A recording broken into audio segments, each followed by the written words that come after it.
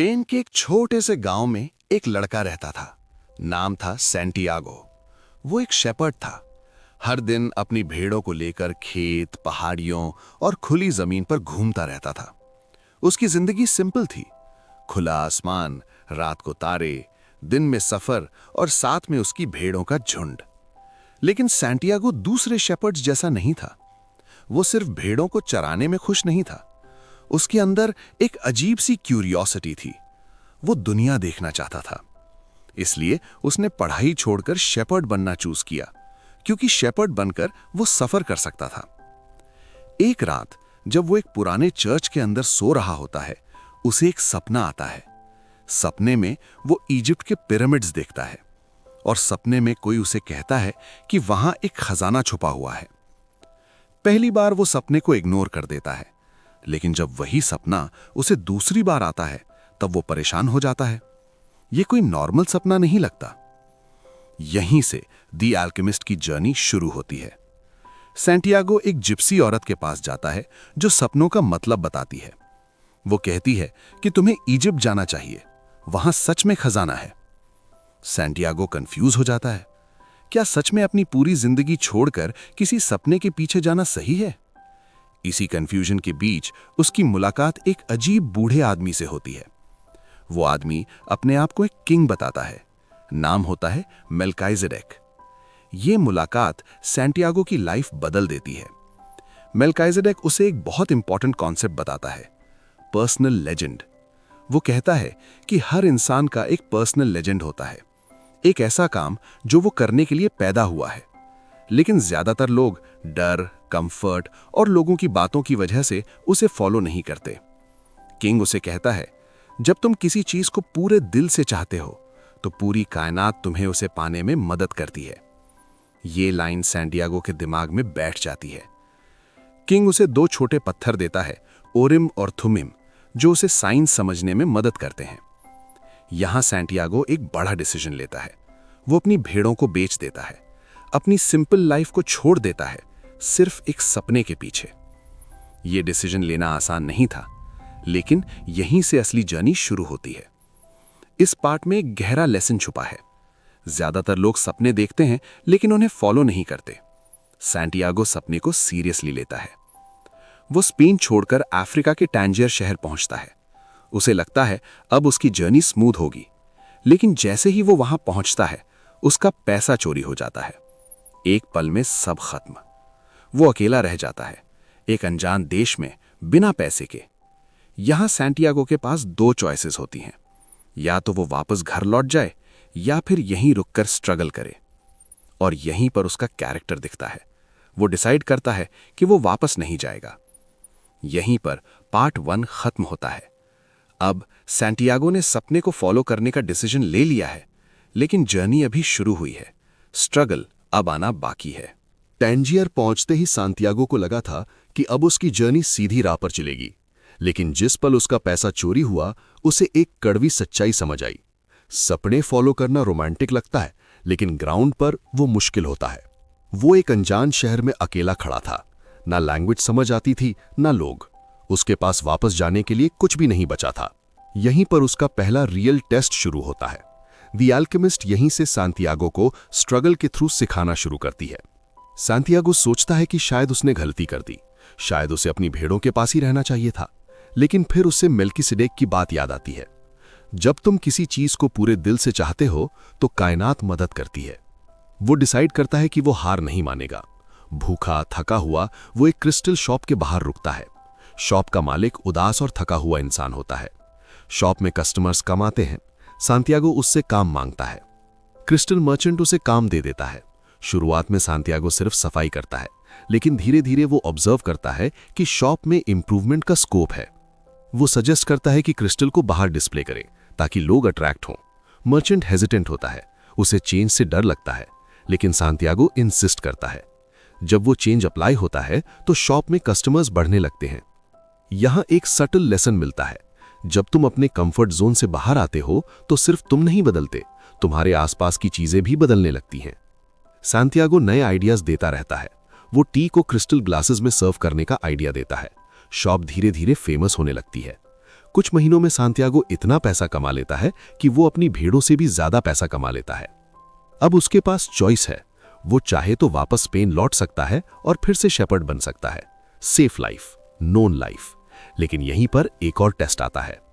Crystal merchant उससे बताता है कि वो भी कभी मक्का जाना चाहता था, लेकिन उसने कभी जाना चूज नहीं किया, क्योंकि अगर वो मक्का चला जाता तो उसके पास सपना नहीं बचता।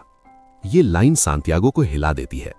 उसे समझ आता है कि ज्यादातर लोग अपने सपने इसीलिए नहीं जीते क्योंकि उन्हें डर होता है कि कहीं सपना पूरा हो गया तो फिर जीने का रीजन क्या रहेगा। सांतियागो डिसाइड करता है कि वो मर्चेंट जैसा नहीं बनेगा, वो अपना सपना पोस्टपोन नहीं करेगा। इस पार्ट में एक गहरा लेसन है।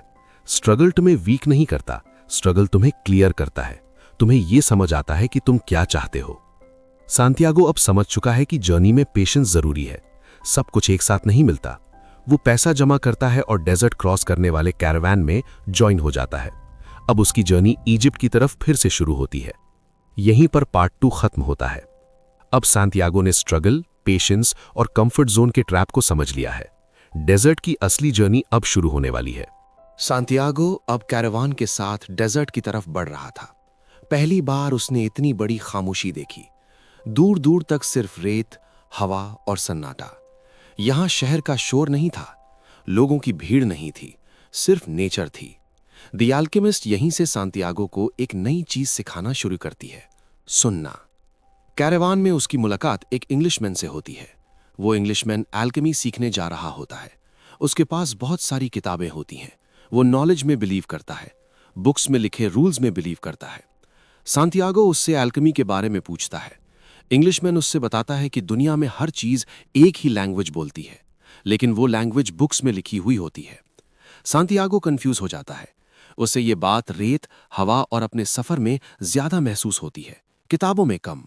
यहां एक सटल कॉन्ट्रास्ट दिखता है। इंग्लिशमैन नॉलेज ढूंढ रहा है, सांतियागो एक्सपीरियंस से सीख रहा है। डेजर्ट का सफर धीरे धीरे सांतियागो को साइंस देखना सिखाता है।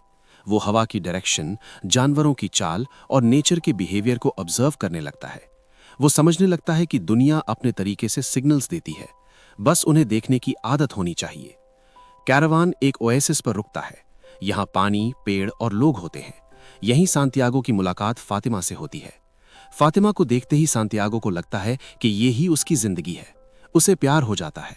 यहाँ सांतियागो के सामने एक और चॉइस आती है। क्या वो यहीं रुककर सिंपल लाइफ जी ले या अपनी जर्नी कंटिन्यू करे? फातिमा उससे एक बहुत इंपॉर्टेंट बात कहती है। वो कहती है, अगर तुम्हारा प्यार सच्चा है तो तुम्हें अपना सपना पूरा करना होगा। मैं यहीं रहूंगी। यहां सांतियागो को समझ आता है कि सच्चा प्यार तुम्हें रोकता नहीं, आगे बढ़ने में मदद करता है। इस पार्ट में सांतियागो एक और चीज सीखता है, अपने हार्ट को सुनना।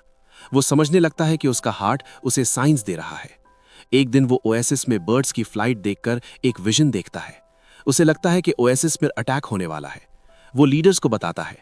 पहले लोग उसकी बात पर डाउट करते हैं, लेकिन बाद में सच में अटैक होता है। सांतियागो की बात सही निकलती है। यहां उसे समझ आता है कि जब तुम नेचर और अपने हार्ट को ध्यान से सुनते हो तो तुम्हें वो चीजें समझ आने लगती हैं जो दूसरों को नहीं आती। यहीं पर उसकी मुलाकात एक मिस्टीरियस इंसान से होती है, अल्केमिस्ट। यहीं पर पार्ट 3 खत्म होता है। अब सांतियागो साइंस समझना, हार्ट को सुनना और सच्चे प्यार का मतलब समझ चुका है। अब उसकी जर्नी एक नई डायरेक्शन लेने वाली है। ओएसिस में सांतियागो की मुलाकात जिस इंसान से होती है वो कोई आम इंसान नहीं होता। वो होता है अल्केमिस्ट, एक ऐसा व्यक्ति जो नेचर की लैंग्वेज समझता है, जो साइंस को पढ़ लेता है, जो बिना ज्यादा बोले समझ लेता है कि सामने वाले का सफर कहां तक पहुंच चुका है। द अल्केमिस्ट, यहीं से सांतियागो की सबसे इंपॉर्टेंट लर्निंग शुरू होती है। अल्केमिस्ट सांतियागो से कहता है कि तुम अपने पर्सनल लेजेंड के काफी पास हो, लेकिन अभी तुम्हें एक सबसे बड़ा टेस्ट पास करना बाकी है, fear. Fear of loss, fear of death, fear of failure. Santiago को लगता है कि उसने काफी कुछ सीख लिया है, लेकिन अल्केमिस्ट उसे डेजर्ट के और अंदर ले जाता है। वो कहता है कि तुम्हें अपने ट्रेजर तक खुद पहुंचना होगा। डेजर्ट का सफर और ज्यादा डेंजरस हो जाता है। रास्ते में उन्हें ट्राइबल लोग पकड़ लेते हैं। वो उन्हें स्पाइस समझ लेते हैं। यहां अल्केमिस्ट उन्हें बचाने के लिए एक अजीब सी बात बोलता है। वो कहता है कि सांतियागो हवा बन सकता है। ट्राइबल लोग मजाक समझकर उन्हें 3 दिन का टाइम देते हैं। अगर सांतियागो हवा नहीं बन पाया तो उन्हें मार दिया जाएगा। यहीं पर सैंटियागो का सबसे बड़ा टेस्ट शुरू होता है। वो डर जाता है, उसे लगता है कि ये कैसे पॉसिबल है, इंसान हवा कैसे बन सकता है। एल्केमिस्ट उसे कहता है कि दुनिया की हर चीज एक ही सोल से बनी है, अगर तुम उस सोल को समझ लो तो तुम सब कुछ कर सकते हो। सैंटियागो हवा से बात करता है, डेजर्ट से बात करता है, सूरज से बात करता है। धीरे धीरे वो समझने लगता है कि ये सब अलग नहीं है। वो अपने हार्ट की बात सुनता है और फिर एक मोमेंट आता है जब तेज आंधी चलने लगती है, रेत का तूफान उठता है, ट्राइबल लोग डर जाते हैं।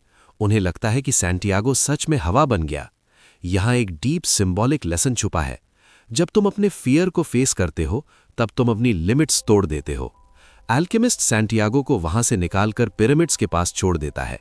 वो कहता है, अब तुम्हें आगे का सफर अकेला तय करना होगा।